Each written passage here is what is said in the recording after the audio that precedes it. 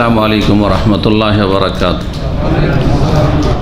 ইন্নাল হামদালিল্লাহ নাহমাদুহু ওয়া নাস্তাঈনুহু ওয়া নাস্তাগফিরুহু ওয়া নাউযু বিল্লাহি মিন শুরুরি আনফুসিনা ওয়া মিন সাইয়্যাতি আ'মালিনা মান ইয়াহদিহিল্লাহু ফালা মুদিল্লা লাহু ওয়া মান ইউদ্লিল ফালা হাদিয়া লাহু ওয়া আশহাদু আল লা ইলাহা ইল্লাল্লাহু ওয়াহদাহু লা শারীকা লাহু ওয়া আশহাদু আন্না মুহাম্মাদান আবদুহু ওয়া রাসূলুহু সাল্লাল্লাহু তাআলা আলাইহি ওয়া আলা আলিহি ওয়া সাহবিহি ওয়া সাল্লামা তাসলিমান কাসীরা। আম্মা বা'দ। फ़क़द क़ाल अल-मुअल्लिफ़ रहिमहुल्लाहु ताला व अन उमर रज़ियल्लाहु अन्हु क़ाल कान रसूलुल्लाह सल्लल्लाहु अलैहि वसल्लम इज़ा मद्दा यदैहि फ़ी दुआ लम यरुद्दहुमा हत्ता यमसहा बिहिमा वजहहु अख़रजहु तिर्मिज़ी व लहु शवाहिद मिनहा हदीस इब्न अब्बास रज़ियल्लाहु अन्हुमा इंद अबी दाऊद व गैरिही व मजमूहा यक़ज़ी बिअन्नहु हदीसुन हसन।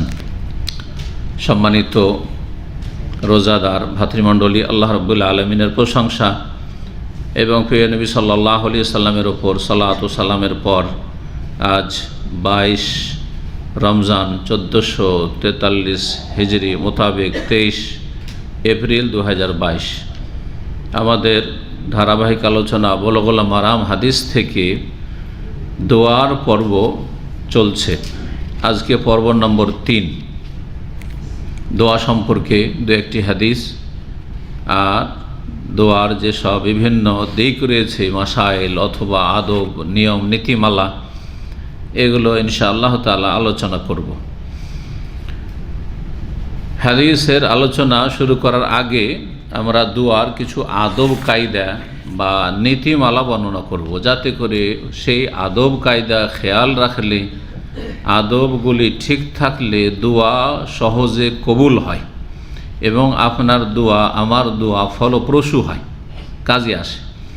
আল্লাহ আমাদের সকলের দোয়া যেন কবুল করেন, কারণ আমরা আল্লাহর মুখাপেক্ষী। আল্লাহ যদি না দেন তো আমাদের এক মুহূর্ত চলার কোনো ক্ষমতা নেই।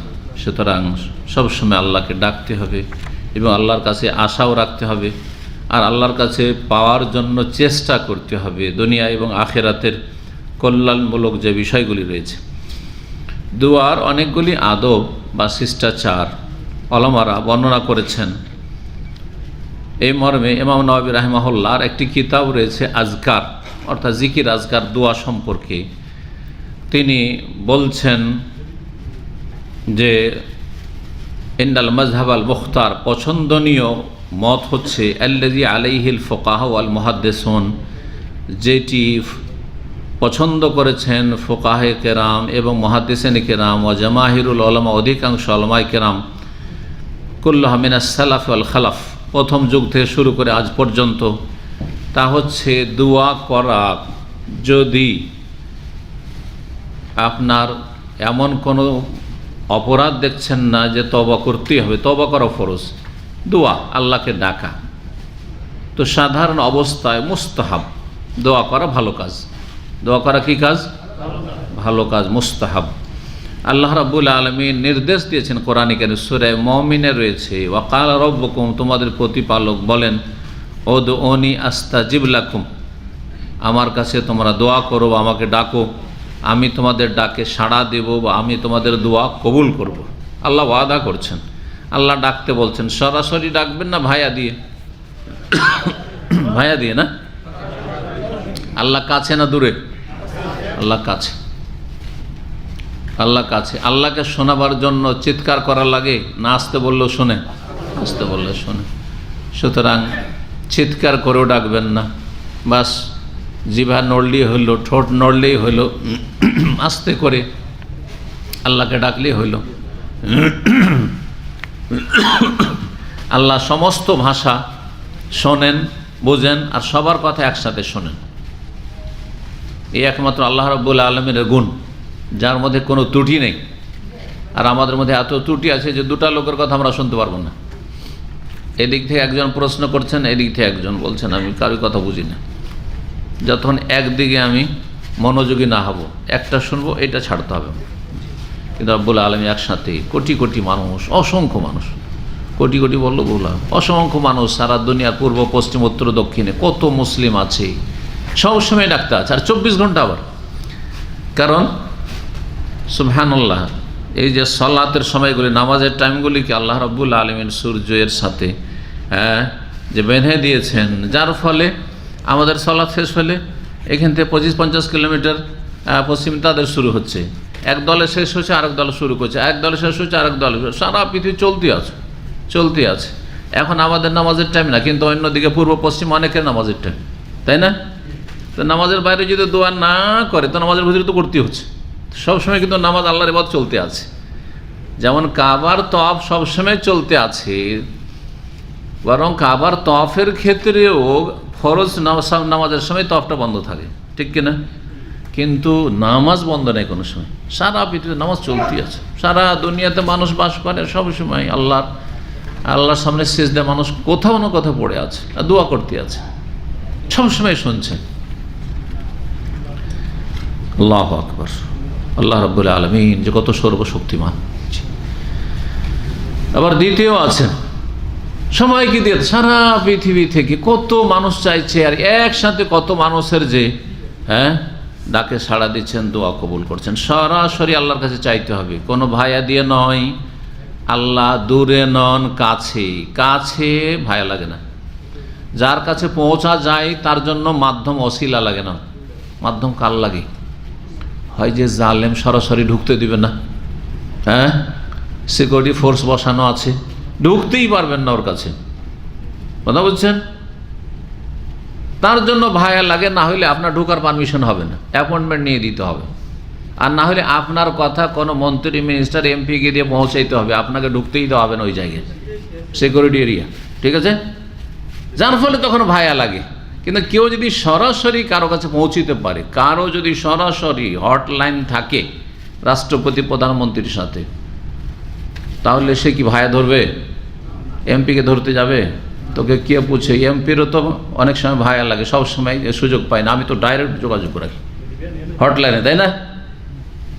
মানুষ সরাসরি পায় না মানুষকে, বড় মানুষকে, সেই জন্য ভায়া ধরতে যায়, সোর্স ধরে আসে।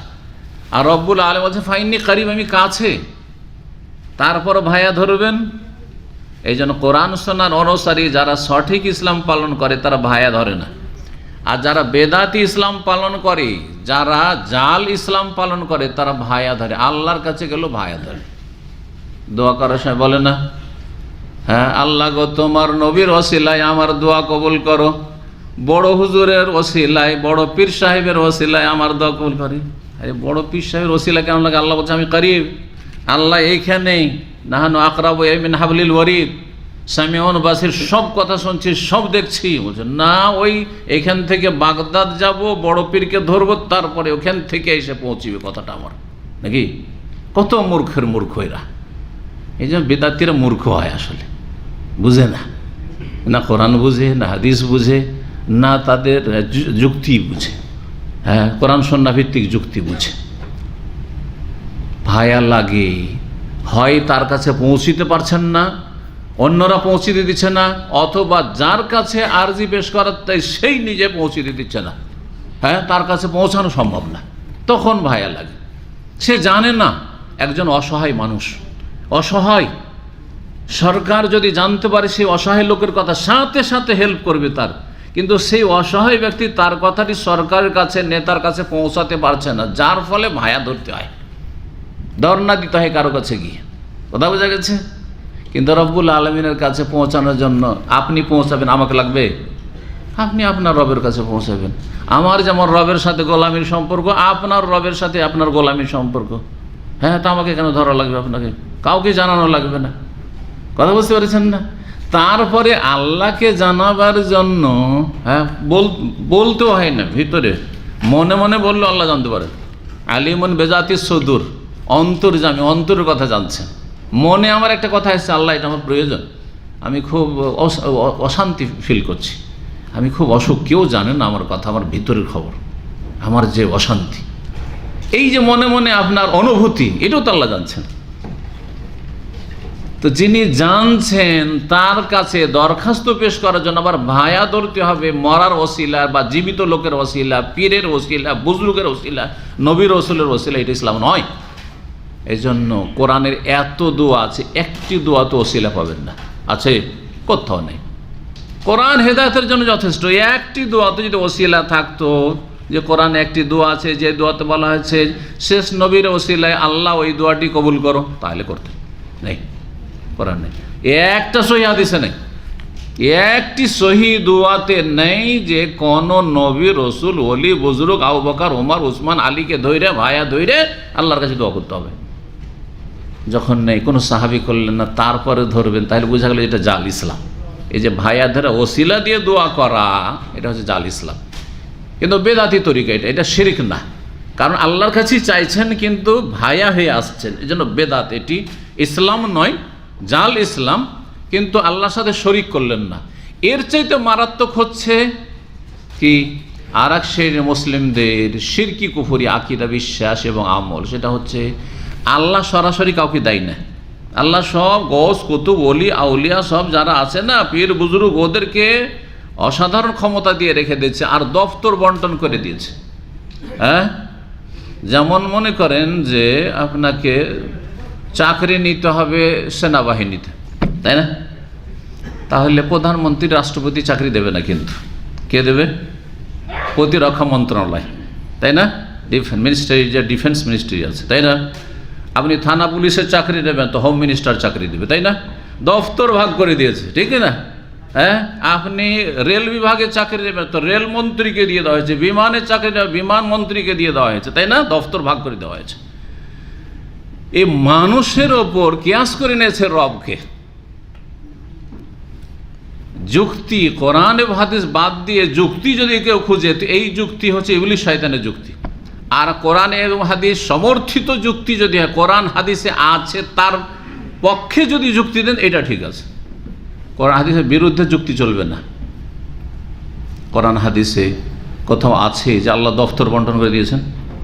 হ্যাঁ, নবীকে দিয়েছেন তুমি বৃষ্টির মালিক, শেষ নবীকে। ইব্রাহিম নবীকে দিয়েছে তো রোগ ভালো করার মালিক। জিবরাইল, মিকাইল, ইসরাফিলকে দিয়েছেন যে তোমরা কি করতে পারে, মানুষকে রুজি দিতে পারবে, তোমাদেরকে এই ক্ষমতা দিয়ে দিলাম, আমি দফতর ভাগ করে দিলাম। আছে নাকি? কোথাও নাই। আব্দুল কাদের জিলানীকে আল্লাহ দায়িত্ব দিয়েছেন যে তুমি ছেলে দিতে পারবে, আছে? কোথাও আছে? তাহলে কেন চাইবে তুমি? শাহজালালকে এই দফতর দিয়ে দিয়েছে যে ওর কাছে গেলে এটা পাবে, এটা আমি দায়িত্ব দিয়ে দিই, শাহজালালকে দিয়েছেন নাকি? আছে? কোথাও প্রমাণ আছে? তাহলে কেন চাইছেন এই সব মৃত্যুর কাছে? তো যারা আল্লাহকে বাদ দিয়ে বাবা গো উদ্ধার করো, বাবা গো এটা দাও, বাবা গো রোগ ভালো করো, বাবা গো বিয়ে করেছে ছেলে হয় না ছেলে দাও, সে মুসলিম থাকে না, সে বড় শিরক করে ফেলে। আল্লাহ ছাড়া অন্যকে ডেকে আর আল্লাহর হক অন্যকে দিয়ে দিয়ে, আল্লাহর হক কেড়ে অন্যকে দিয়ে দেয়। তাহলে দোয়ার ক্ষেত্রে দুই জাতি গুমরা হয়েছে, পথভ্রষ্ট হয়েছে। এক জাতি যারা আল্লাহর কাছে না চেয়ে অন্যের কাছে চায়, তারা মুশরিক, শিরিক করে, ইসলাম থেকে বেরিয়ে যায়। আর এক জাতি আল্লাহ বলছে সরাসরি আমার কাছে চাও, আমি কাছে, ওরা বলছে না ভাইয়া দিয়ে চাইবো, আমি ভাইয়া দিয়ে চাইবো, আল্লাহ আমার তোমার কাছে চাইবো না। আল্লাহ বলছে যে ও নিয়ে আমার কাছে দোয়া করো, বলছে আমি আল্লাহ দোয়া করবো কিন্তু আমি ভাইয়া ধরবো, আবু হানিফাকে ধরবো, তো শাফিকে ধরবো, বড় পীরকে ধরবো, খাজা বাবাকে ধরবো, যে ওর ওসিলাতে, হ্যাঁ অমুকের ওসিলাতে আমাকে দাও। এরা বেদাতি, বেদাতপন্থী। দুটো হচ্ছে জাল ইসলাম। সহি ইসলাম কি? আল্লাহর কাছে সরাসরি চাইবেন। কোরআনের কত দোয়া আছে, হাদিসের দোয়া, প্রতিদিন দু চারটা করে দোয়া আসছে না? আসছে না? রব্বানা আতেনা ফিদ দুনিয়া হাসান, আল্লাহ আমাদেরকে দাও। কার কাছে চাইছেন? সরাসরি আল্লাহর কাছে চাইছেন। ফিদ দুনিয়া হাসানা, দুনিয়ার ভালাই দাও। অফিল আখেরাত হাসানা, আখেরাতের ভালাই দাও, কল্যাণ দাও। ওয়াকিনা আযাবান্নার, জাহান্নামের আযাব থেকে রক্ষা করো। তোমার নবী পাকের ওসিলায় জাহান্নাম থেকে রক্ষা করো, নবী পাকের ওসিলায় জান্নাত দাও। আছে কোথাও নাকি? কোথাও নেই। তো নবীরই যখন ওসিলার কথা কোনো দোয়াতে নেই, তাহলে বাকিরা কি? কার ওসিলা ধরতে হবে? এত হতভাগা যে আল্লাহ বলছেন সরাসরি এসো, হ্যাঁ, আর আপনি বলছেন আমি সরাসরি যাব না, ভাইয়া ধরে যাব। আল্লাহ যেন বোঝার তৌফিক দান করেন। দোয়ার বেশ কিছু আদব বয়ান করব। প্রথম আদব হচ্ছে সবচেয়ে গুরুত্বপূর্ণ, তা হচ্ছে হারাম পানাহার থেকে বেঁচে থাকা। হারাম খাবেন না, হারাম পান করবেন না, হারাম কাপড় চোপড় পরবেন না, হ্যাঁ, হারাম পয়সার ইনকাম করা বাড়িতে বাস করবেন না।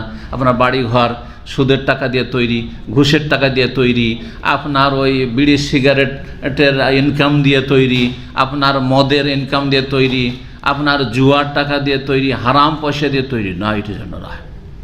জি, মানুষের জুলম অত্যাচার করে বেইমানি করা, জমি জায়গায় বাড়ি করে আছেন, বেইমানি করা, আপনার টাকা পয়সা মানুষের আত্মসাৎ করে নিয়ে গিয়ে আর তারপরে বাড়িঘর করেছেন, হ্যাঁ, হারাম ব্যবসা বাণিজ্য করেছেন, তাহলে কবুল হবে না। আর যেখানে বাস করছেন সেটাও হারাম, যা কাপড় চোপড় পরেছেন সেটাও হারাম, যা খাচ্ছেন পানাহার করছেন সেটাও হারাম। ইয়া রব্বে করছে আল্লাহ আল্লাহ, কিন্তু অমাতামু হারাম, খাবার হারাম, অমশরাবু হারাম, পানি হারাম, অমালবাসু হারাম, লেবাস পোশাক হারাম, ও গুজিয়াবিল হারাম, আহার গেজা হচ্ছে হারাম। ফান্না ইউস্তাজাবু লিযালিক, কি করে দোয়া কবুল হবে? কিভাবে দোয়া কবুল হবে? দোয়া কবুল হয় না। এই জন্য সহিহ মুসলিমের হাদিস, চিন্তা করুন। সুতরাং সজাগ হইতে, দোয়া যদি আল্লাহর কাছে কবুল করাইতে হয়, হালাল খাবেন, হালাল জায়গাতে ঘুমাবেন, হালাল পোশাক পরবেন, হালাল রোজগার করবেন। আল্লাহ যেন তৌফিক দান করেন। তো হারাম থেকে বেঁচে থাকবেন, এটা হচ্ছে প্রথম আদব দোয়ার। দ্বিতীয় আদব হচ্ছে যে আল্লাহর জন্য দোয়াকে নিখুঁত নির্ভেজাল করা, ইখলাস, খুলুসিয়াতের সাথে, নিষ্ঠার সাথে, আন্তরিকতার সাথে এক আল্লাহর কাছে চাইবেন, কারও মুখাপিকি হবেন না।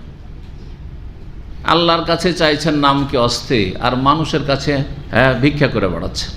স্বভাব হচ্ছে মানুষ কাছে শুধু হেল্প চাওয়া বা মানুষ কাছে ধার চাওয়া, মানুষের দ্বারে দ্বারে ঘুরে বেড়ান না। মানুষের কাছে ছোট হইতে যাবেন না। ওই ছোটটা অতটা যদি আল্লাহর সামনে হইতেন, আল্লাহ সরাসরি পুরা করে দিতেন। কিন্তু আমরা অধিকাংশ লোকই মানুষের পিছনে ছুটি। মানুষের পিছনে কেন ছুটবে না?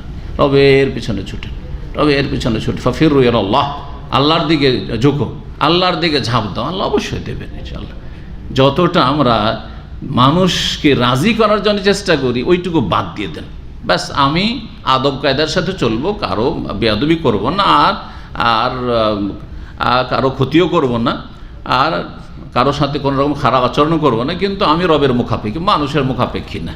আল্লাহ যা দিয়েছে তাতেই চলবে এবং আল্লাহর কাছে সবসময় আল্লাহর কাছে চাইব। দেখেন আল্লাহ পুরা করে কিনা।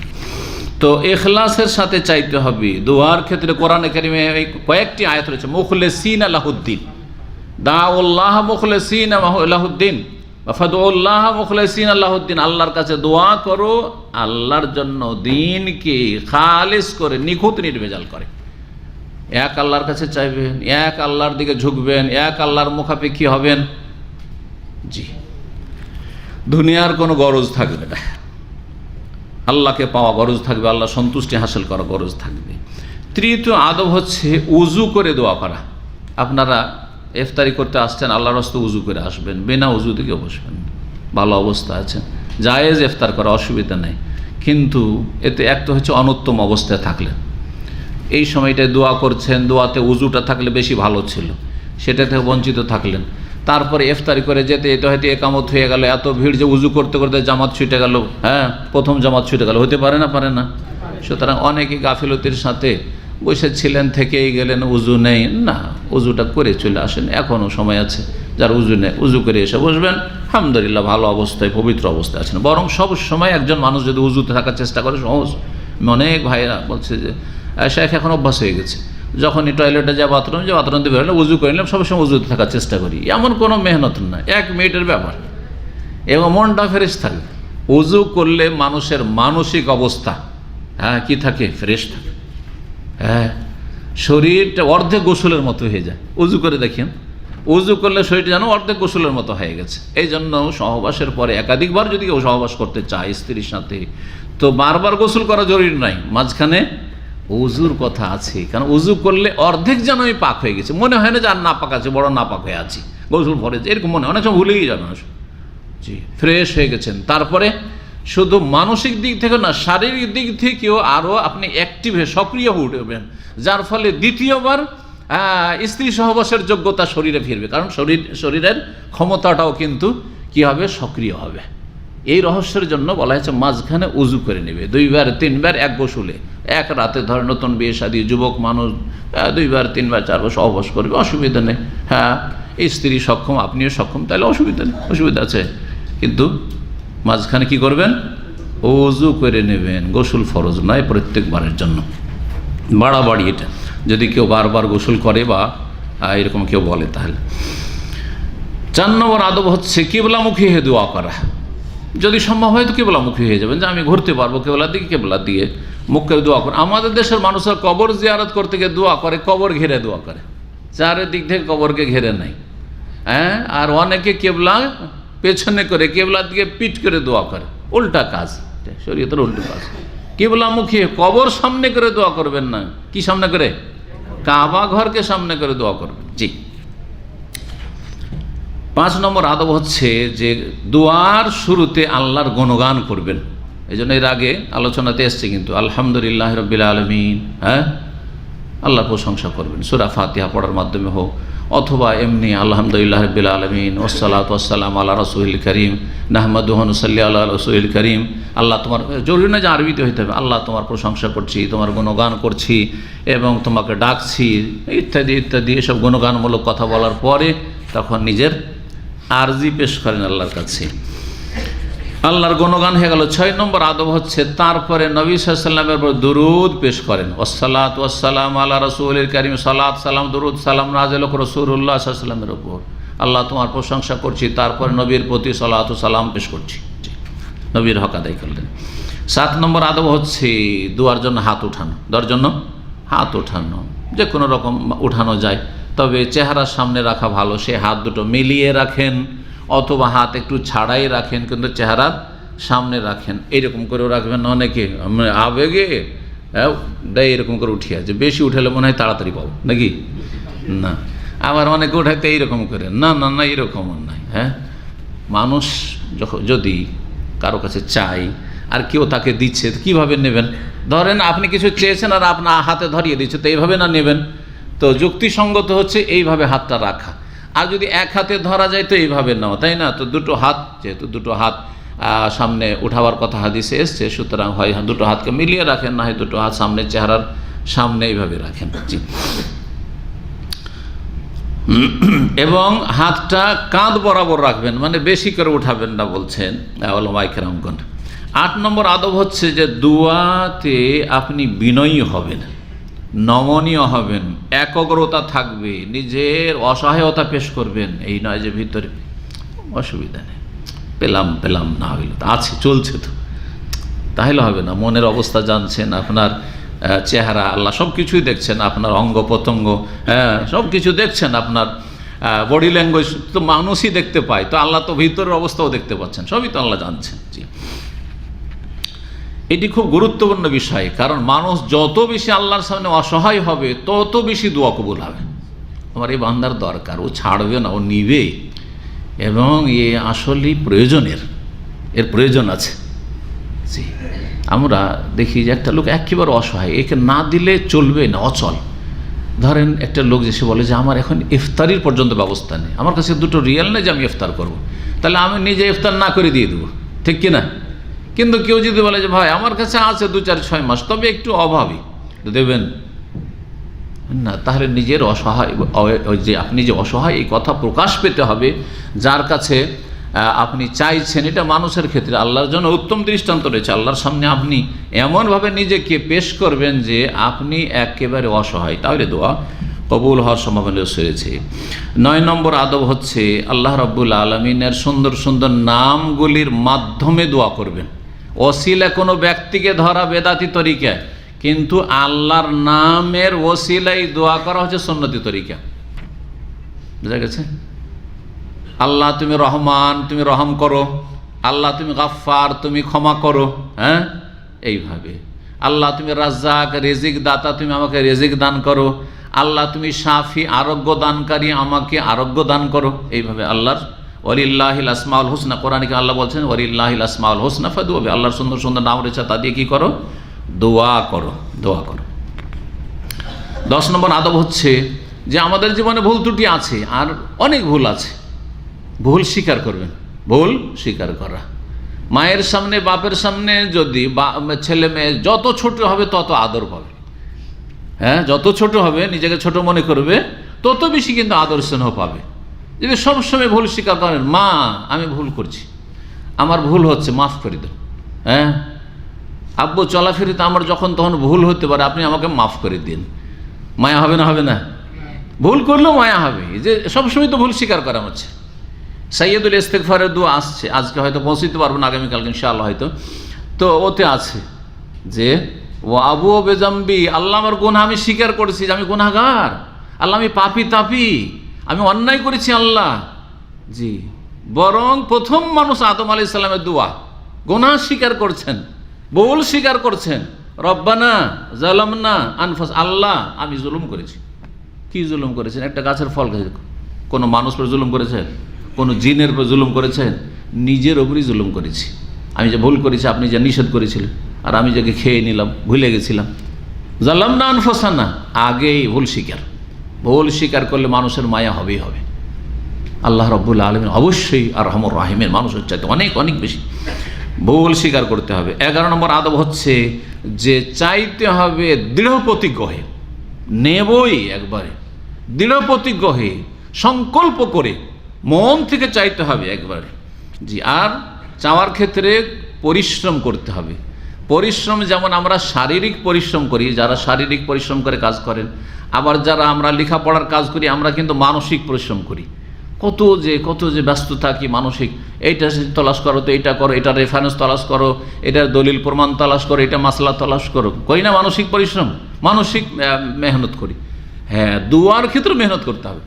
ছেলে মেয়ে মানুষ করার ক্ষেত্রে 2 রকমের মেহনত লাগবে। একটা হচ্ছে ভালো প্রতিপালন, তরবিয়তের, ভালো আদব কায়দা শিখাবার, এটার নাম দাওয়াত, দাওয়াত দেওয়া। আর একটি হচ্ছে দোয়া। যেই ব্যক্তি দাওয়াত আর দোয়া দুটোই ঠিক রাখবে, ওর ছেলে মেয়ে খারাপ হবে না।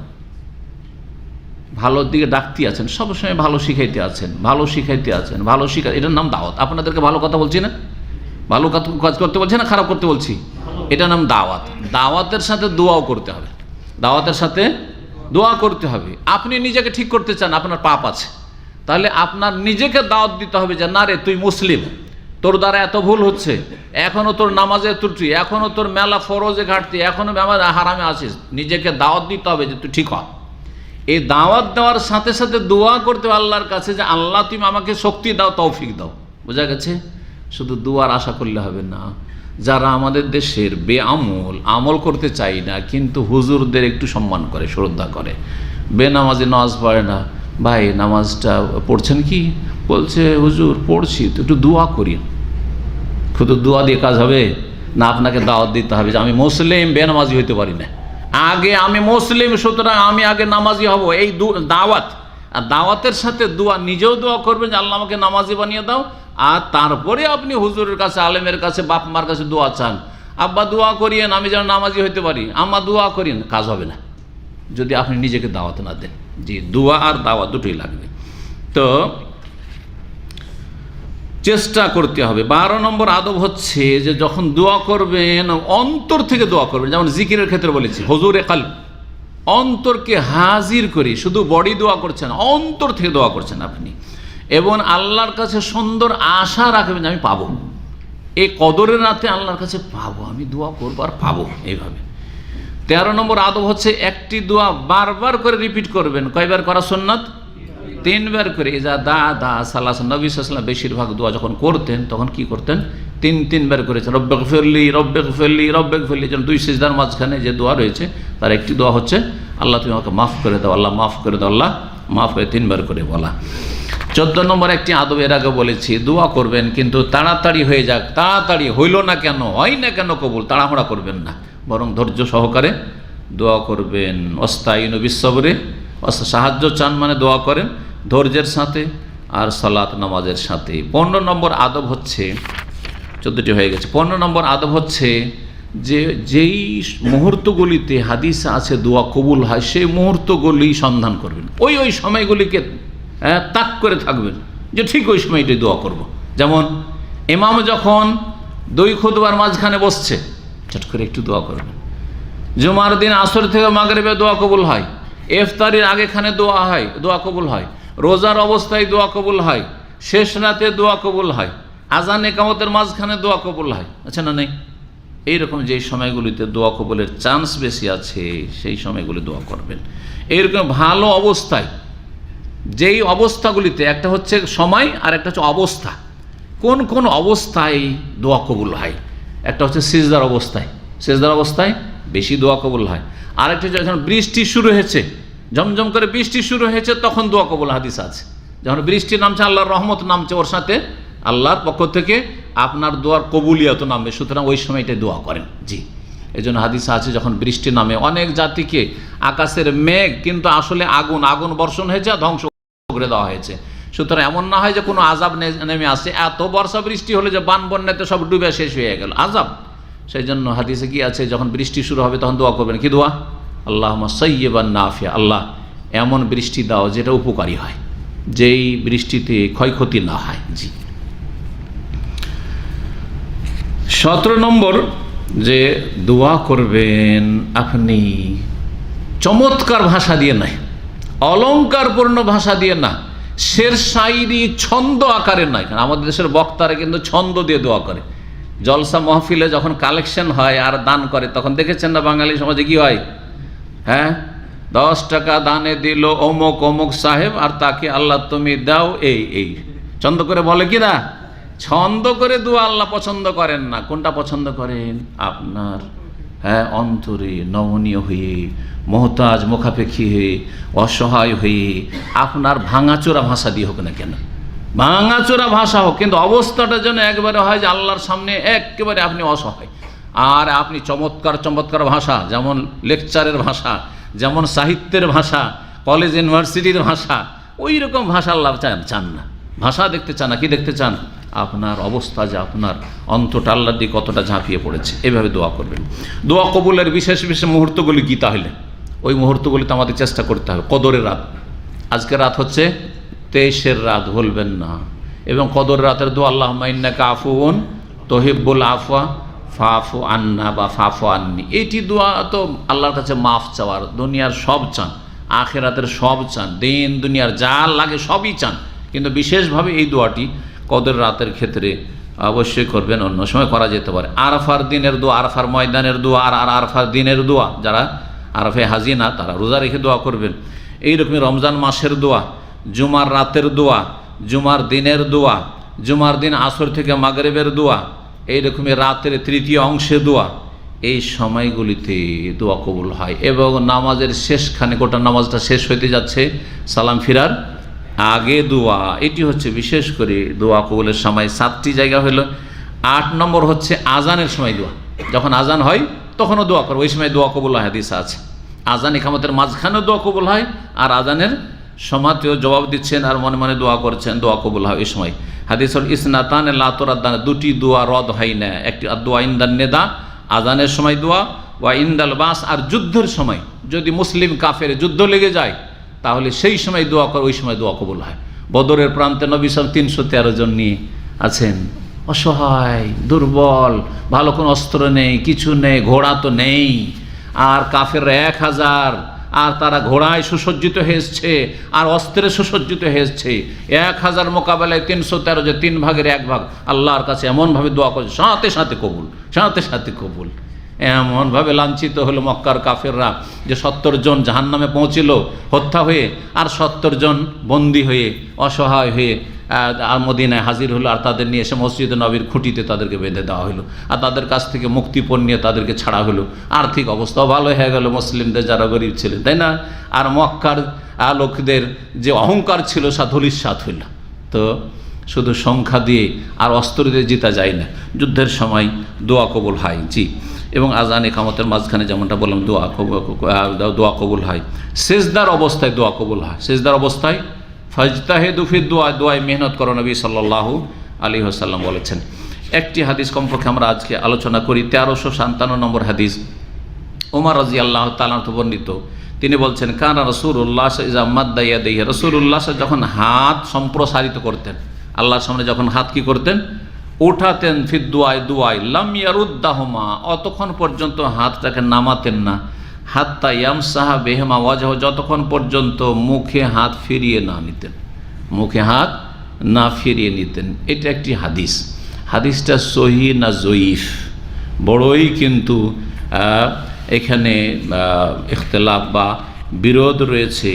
হাদিসটি তিরমিজিতে আছে, হাদিসের কিতাবে তিরমিজিতে রয়েছে। আর এর সমর্থনে কয়েকটি হাদিস রয়েছে। একটি ইবনে আব্বাসের হাদিস রয়েছে আবু দাউদে। ইমাম ইবনে হাজার রহমতুল্লাহ হাদিসটি সম্পর্কে বলছেন যে সবগুলি হাদিসে একসাথে মিলালে দুর্বল হলেও সেটা হাসান মানে ভালোর একটা নিম্ন পর্যায়ে পৌঁছে যায়। এই জন্য অনেকে কি করেন, দোয়ার পরে হাত ফিরান বা হাত বোলান মুখে। এই আমলটা আমাদেরও ছিল, বোঝা গেছে। কিন্তু যারা গবেষক আইম্মা কেরাম হাদিসের সহিহ জয়ীফ জাল বুঝেন, পার্থক্য করেন, তারা বলেছেন যে হাদিস তিরমিজিতে আর মুস্তাদরাক হাকিমে আছে, কিন্তু হাদিসটি দাঈফুন জিদ্দান, অত্যন্ত দুর্বল হাদিসটি ইমাম আলবানী রাহমাহুল্লাহর জয়ীফুল জামিয়া নামক কিতাবের 4412 নম্বর হাদিস, সেখানে তিনি বলেছেন যে হাদিসটি অত্যন্ত দুর্বল। সুতরাং দোয়া করেন, হাত উঠানো সহি হাদিস দ্বারা প্রমাণিত, কিন্তু হাত মুখে ফিরাতে হবে এই মর্মে যে হাদিস আছে সেই হাদিসটি দুর্বল। সুতরাং সেটা না করাটাই ঠিক। এই জন্য আরব দেশে দেখেন, আরব আলেমরা বা আরব জনগণরা হাত উঠায়, কিন্তু হাত কি করে না, মুখে ফিরান না। একেবারে যারা মূর্খ সেটা আলাদা কথা, কিন্তু মূর্খরা তো দলিল নাই আরবদের যারা আলেম জ্ঞানী, মসজিদের ইমাম কখনো দোয়া করছে, কোনোতে দেখবেন, খেয়াল করে দেখবেন যে আরবরা দোয়া করছে হাত ফিরায়। কোনুত তো শেষ করছে, রমজান মাসে তো কোনুত করছেন ভেতরে, তাই না? কিন্তু তারা দোয়া করার পরে কি করেন, হাত মুখে ফিরান না, বরং নামিয়ে নিয়ে দোয়া করে। এইটা হচ্ছে বেশি সহি, আল্লাহ তাআলা আলাম। আরেকটি হাদিস নবী সাল্লাল্লাহু আলাইহি ওয়াসাল্লামের প্রতি দুরূদ সম্পর্কে সময় আছে কিছুটা, সুতরাং আলোচনা করেই ফেলি। 1358 নম্বর হাদিস ইবনে মাসউদ রাদিয়াল্লাহু তাআলা আনহু থেকে বর্ণিত, তিনি বলেন কালা রাসূলুল্লাহ সাল্লাল্লাহু আলাইহি ওয়াসাল্লাম, রাসূলুল্লাহ সাল্লাল্লাহু আলাইহি ওয়াসাল্লাম বলেছেন ইন্না আউলান নাস বি ইয়াউমাল কিয়ামাতি আকসারুহুম আলাইয়া সালাতান, কিয়ামতের দিন সবচাইতে নিকটবর্তী হবে আমার ওই সব লোকেরা যারা বেশি বেশি আমার প্রতি দুরূদ পেশ করবে। বেশি যারা আমার প্রতি কি করবে, সালাত পেশ করবে, দরুদ পেশ করবে। আকসারুহুম আলাইয়া সালাতান, আমার বেশি নিকটবর্তী হবে। নিকটবর্তী কোন দিক থেকে? একটি এর অর্থ হচ্ছে যে আমার সুপারিশের বেশি অধিকারী হবে। মানে কারা বেশি সুপারিশ পাবে? নবী সাল্লাল্লাহু আলাইহি ওয়াসাল্লাম, যারা বেশি নবী সাল্লাল্লাহু আলাইহি ওয়াসাল্লামের প্রতি কি করেছে, দরুদ সালাম পেশ করেছে। কিন্তু সুন্নতি তরিকায় হইতে হবে। দরুদ সালামের নামে কিন্তু আমাদের দেশে জালের ছড়াছড়ি, সম্মিলিত দরুদ আল্লাহুম্মা লাগিয়ে দিল, আল্লাহুম্মা বলে এদিকে বক্তা তো বকে তো ক্লান্ত হয়ে আছে, ও আরাম করছে, আর ওইদিকে আপনারা সাইয়্যিদানা শুরু করে দিয়েছেন। এটা দুরুদ হলো? এটা নবী সাল্লাল্লাহু আলাইহি ওয়াসাল্লামের দরুদ শিখানো? এই দরুদ প্রথম কথা কোনো হাদিসে নাই। এটা ওয়াজ মাহফিলের দরুদ পাবনা ডিস্ট্রিক্টের ইংরেজ আমলের মেহের আল্লাহ মুন্সি ছিল, শুনেন ভালো করে। পাবনা জেলার একজন মুন্সি মোল্লা ছিল, তার নাম ছিল মেহরুল্লাহ, মেহরুল্লাহ মুন্সি। সে দেখলো যে আমাদের বাঙালি সমাজকে একটু যদি মাতাইতে হয় জলসায় ওয়াজ মাহফিলে, তাহলে একটা সুর করা দুরুদ আমি বানিয়ে দিই। তো এই সুর করা দুরুদ ওই পাবনা থেকে আবিষ্কার। এটা মদিনার দুরুদ নয়, কথা বোঝা গেছে? মদিনার দুরুদ কোনটা? দুরুদ ইব্রাহিম, আল্লাহুম্মা সাল্লি আলা মুহাম্মদ ওয়া আলা আলি মুহাম্মদ কামা সাল্লাইতা আলা ইব্রাহিম ওয়া আলা আলি ইব্রাহিম ইন্নাকা হামিদুম মাজিদ, আল্লাহুম্মা বারিক আলা মুহাম্মদ ওয়া আলা আলি মুহাম্মদ কামা বারাকতা আলা ইব্রাহিম ওয়া আলা আলি ইব্রাহিম ইন্নাকা হামিদুম মাজিদ। এছাড়াও একটু বিভিন্ন ভাষা পার্থক্যের সাথে আছে, ফিল আলামিন কোনোটাতে আছে। এটা বেশি প্রসিদ্ধ যেটা বললাম, যেটা আমরা নামাজ পড়ে থাকি। এছাড়া যে কোনো সময় নবীর নাম আসলে কি বলবেন? ছোট্ট দুরূদ সাল্লাল্লাহু আলাইহি ওয়াসাল্লাম বা আল্লাহুম্মা সাল্লি ওয়া সাল্লিম আলা নবিয়িনা মুহাম্মদ, আল্লাহুম্মা সাল্লি ওয়া সাল্লিম আলা নবিয়িনা মুহাম্মদ, আল্লাহুম্মা সাল্লি ওয়া সাল্লিম আলা নবিয়িনা মুহাম্মদ, জায়েজ, ঠিক আছে, মাশাআল্লাহ। কিন্তু এটাকে প্রথম কথা এক তো বানানো দুরূদ, তারপরে সেটা সুর করে ঝাঁকে ঝাঁকে দলবদ্ধভাবে, দলবদ্ধ জায়েজ নয়। আপনি দুরূদ পড়বেন, আপনি পড়ে যান, আমি পড়বো, আমি পড়ে যাব, কিন্তু সবাই বলে মহব্বতের সাথে একটু দুরূদ পড়েন, এগুলোই জালিয়াতি। মহব্বতের সাথে একটু জিকির করেন আর সুর ধরে জিকির শুনে, এগুলো জালিয়াতি ইসলামের নামে, কথা বোঝা গেছে? মহব্বতের সাথে আল্লাহর জিকির আজকার করেন, নবী পাকের ওপরে সালাত ও সালাম পেশ করেন, না না, মহব্বতের সাথেই পেশ করব, কিন্তু আমি আমারটা পেশ করবো, আপনার সাথে কেন সুর ধরবো? লাব্বাইক আল্লাহুম্মা লাব্বাইক ধরলো হাজির, একসাথে সুর ধরে, বেদাত। আপনি আপনারটা পড়বেন, আমি আমারটা পড়বো, এটা হচ্ছে সুন্নাত, কথা বোঝা গেছে না? তো ফর্মালিটিতে গিয়ে বেদাত ঢুকিয়ে দিচ্ছে। যারা বেশি বেশি দরুদ পড়বে তারা নবী সাল্লাল্লাহু আলাইহি ওয়াসাল্লামের সবচেয়ে নিকটবর্তী কিয়ামতের দিন। কোন দিক থেকে নিকটবর্তী? যেটা প্রসিদ্ধ অর্থ সেটা হচ্ছে সুপারিশ পাওয়ার নিকটবর্তী, মানে নবীর শাফাত হাসিল করে, নবী সুপারিশ করে জান্নাতে নিয়ে যাবেন। নবীর সুপারিশ নিশ্চিত, অন্য কারো সুপারিশ নিশ্চিত নয়। নবী কার জন্য সুপারিশ করবেন? মুসলিমের জন্য করবেন। যারা শিরকি বড় আকীদা নিয়ে মরবেন, বড় শিরকি আকীদা নিয়ে, তাদের জন্য সুপারিশ নয়। হ্যাঁ, বেনামাজির জন্য সুপারিশ নয়, ইসলাম নষ্ট করে যাওয়া নাস্তিকের জন্য সুপারিশ না। মুসলিম হইতে হবে, 5 ওয়াক্ত নামাজ পড়ে কিন্তু কিছু ঘাটতি আছে, ত্রুটি আছে, বিভিন্ন পাপ আছে, ফেঁসে গেছে, কিছু দিনের শাস্তি, জাহান্নাম, জেল হাজত হচ্ছে, ওদের জন্য সুপারিশ হবে। জি, সবার জন্য সুপারিশ নয়। জি, তো সুপারিশের বেশি হকদার হবে। আর কেউ কেউ বলেছেন যে নবী সাল্লাল্লাহু আলাইহি সাল্লামের কাছাকাছি বসবাস করার সুযোগ পাবে। জি, নবীর কাছাকাছি হবে, নবীর কাছে যেতে পারবেন, নবী সাল্লাল্লাহু আলাইহি সাল্লামের কাছে আল্লাহ জান্নাতে রাখবেন। জি, যত বেশি দরুদ পড়বেন, কিন্তু সুন্নতি তরিকা হইতে হবে, যেমনটা বললাম। দরুদের ফজিলত সম্পর্কে আর দরুদের উপকারিতা সম্পর্কে অনেক হাদিস রয়েছে। তার 2-1টি হাদিস এই সময় শোনাই, আর বাকি আগামীকালকে ইনশাআল্লাহ তাআলা আলোচনা করব। দরুদ ও সালাম যে নবীর হক, কয়েকটি হকের একটি গুরুত্বপূর্ণ হক হচ্ছে, সর্বনিম্ন হক হচ্ছে নবীর ওপর কি করবেন? কমপক্ষে দরুদটা পেশ করবেন, নবীর জন্য দোয়া করবেন। যে যাকে ভালোবাসে তার জন্য দোয়া করে কিনা? যে যাকে ভালোবাসে দোয়া করে না? এটা ভালোবাসার প্রমাণ হচ্ছে দোয়া। যে আমি আপনার সামনে নাই তাও দোয়া করছি, তার মানে আপনাকে ভালোবাসি। চোখের সামনে তো লোক দেখানো সবাই দোয়া করে, ভাই আল্লাহ আপনাকে ভালো রাখুন, হ্যাঁ সুখে থাকেন, ভালো থাকেন, ও দুনিয়ার স্বার্থ বলতে পারে কেউ। কিন্তু চোখের আড়াল থেকে মা দূরে আছে, বাপ দূরে আছে, ছেলে মেয়ে দূরে আছে, আপনার বন্ধু দূরে আছে, যে কেউ একজন ভাই পরিচিত হয়েছে, তাকে আল্লাহর জন্য ভালোবাসেন, ধার্মিক লোক, দূরে চলে গেছে, তা দেখা নাই, সাক্ষাৎ নাই, তাও ভুলেন না দোয়াতে। এটা হচ্ছে আন্তরিকতার প্রমাণ, ঠিক কিনা? এই জন্য চোখের আড়ালে দোয়া করলে বেশি কবুল হয়। হাদিস হয় চোখের আড়ালে দোয়া করলে বেশি কবুল হয়। দোয়া বেজাহরিল গায়ব, আর দোয়া বেজাহরিল গায়ব অত ইয়ে থাকে না, রিয়া থাকে না, লোক দেখানোর উদ্দেশ্য থাকে না।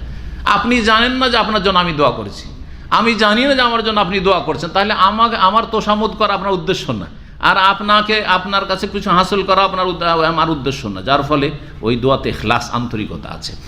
তো নবী সাল্লাল্লাহু আলাইহি ওয়াসাল্লামের জন্য দোয়া হচ্ছে দুরুদ। দুরুদের সহজ ব্যাখ্যা হচ্ছে নবীর জন্য দোয়া করা। আল্লাহর পরে কার হক বেশি? নবীর হক বেশি। সুতরাং নবীর একটি হক হচ্ছে যে নবীর জন্য সবসময় দোয়া করবেন, সাল্লাল্লাহু আলাইহি ওয়াসাল্লাম দোয়া করবেন, তার ওপর রহমত বর্ষিত হোক আর শান্তির ধারা বর্ষিত হোক। জি, শান্তি, সার্বিক শান্তি। জি, আর সার্বিক দিক থেকে রহমত।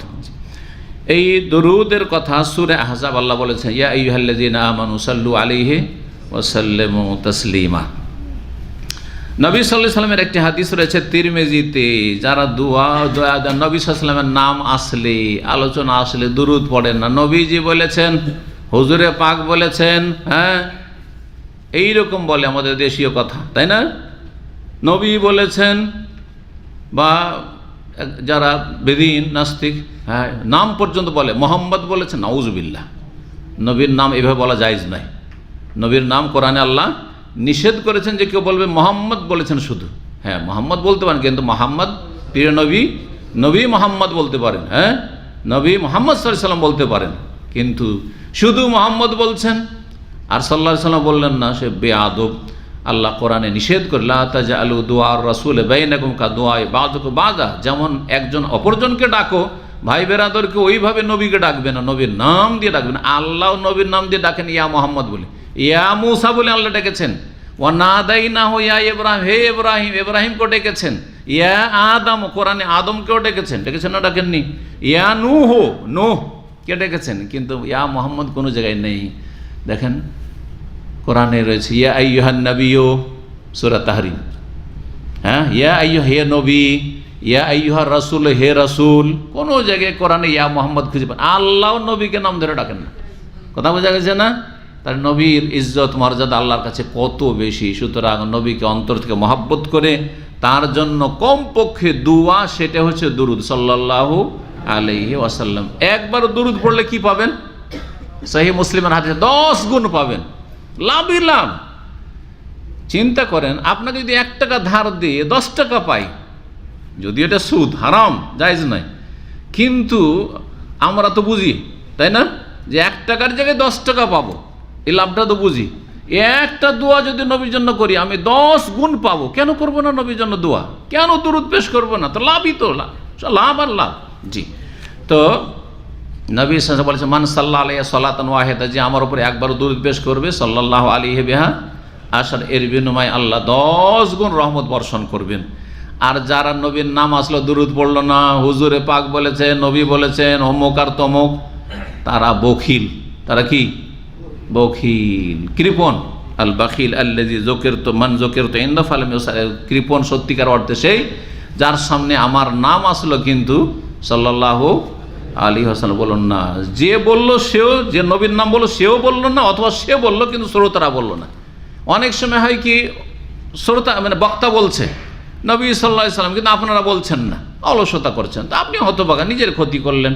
10 গুণ রহমত, তো রহমত থেকে বঞ্চিত হলেন, এমনটা কেন করবেন? সুতরাং নবীর নাম আসলে কি বলবেন? যিনি উচ্চারণ করবেন তিনিও বলবেন, যারা শ্রোতা তারাও বলবেন। কানে পৌঁছিলে, নবীর নাম পৌঁছিলে বা নবীর কথা পৌঁছিলে সাল্লাল্লাহু আলাইহি ওয়াসাল্লাম বলবেন। নবী করিম সাল্লাল্লাহু আলাইহি ওয়াসাল্লাম আরও বলেছেন যে যেই ব্যক্তি আমার নাম আসে আর কি করে, দরুদ পেশ করে না, তার নাক মুখ যেন মাটিতে মিশে যাক। হ্যাঁ, ধুলো ধূসরিত হোক, তার মানে তার জন্য কি রয়েছে? বদদুয়া রয়েছে, বদদুয়া রয়েছে। সুতরাং হতভাগা হবেন না, বরং নবী সাল্লাল্লাহু আলাইহি সাল্লামের ওপর বেশি বেশি দরুদ ও সালাম পেশ করে ভাগ্যবান হবেন। কিন্তু বিদাতি তরিকায় নয়। বিদাতপন্থীরা বলে যে আরবরা নাকি নবীর ওপর দরুদ পেশ করে না, বলে না, বলে না। কেন বলে জানেন? ওই যে বেদাতি দরুদ পেশ করে না, সেই জন্য। কারণ আরবে যেটা আছে সেটা হচ্ছে ইসলামী তরিকা, সুন্নতি তরিকা, আর আমাদের দেশে যেটা আছে সেটা হচ্ছে বেদাতি তরিকা। এখন ওই ওয়াজ মাহফিলের তো সুর সারিয়া নবী সালাম আলাইকা তো পেশ করে না, এখানে বলছে দেখো দরুদ পেশ করে না। কিন্তু নবীর নাম যখনই আসে, আরব আলেমরা অথবা আরব থেকে যারা লেখাপড়া করেছে, আমরা যখনই আসে আমরা কি বলি? সাল্লাল্লাহু আলাইহি ওয়াসাল্লাম। বক্তব্য শুরু করলাম, আলহামদুলিল্লাহ রাব্বিল আলামিন ওয়াসসালাতু ওয়াসসালামু আলা রাসূলিল কারীম, দরুদ সালাম পেশ করলাম, কি বললাম না? আল্লাহর প্রশংসার সাথে সাথে করি। জি, তো এইভাবে মানুষকে বিভ্রান্ত করে, আমাদের জনগণকে বিভ্রান্ত করে বেদাতি মোল্লারা, এই বেদাত না করার কারণে। অথচ তারা বেদাত করে নিজেরা পথভ্রষ্ট হচ্ছে এবং নিজের আমলকে নষ্ট করছে। আল্লাহ তাদের হেদায়েত দান করেন এবং তাদের অনিষ্ট থেকে আল্লাহ যেন আপনাদেরকেও আমাদেরকে সকলকে বাঁচিয়ে রাখেন এবং সুন্নতি তরিকায় আপনাদেরকে আল্লাহর হক আদায়ের, নবীর হক আদায়ের তৌফিক যেন দান করেন। ওয়া সাল্লাল্লাহু সাল্লাম আলা নবিয়ানা মুহাম্মদ ওয়া আলা আলিহি ওয়া সাহবিহি আজমাইন। দরুদ সম্পর্কে আরও বেশ কিছু কথা আছে, থেকে গেল। ইনশাআল্লাহ তাআলা আগামীকালকে বাকিগুলো পুরা করব। আল্লাহ তৌফিক যেন দেন।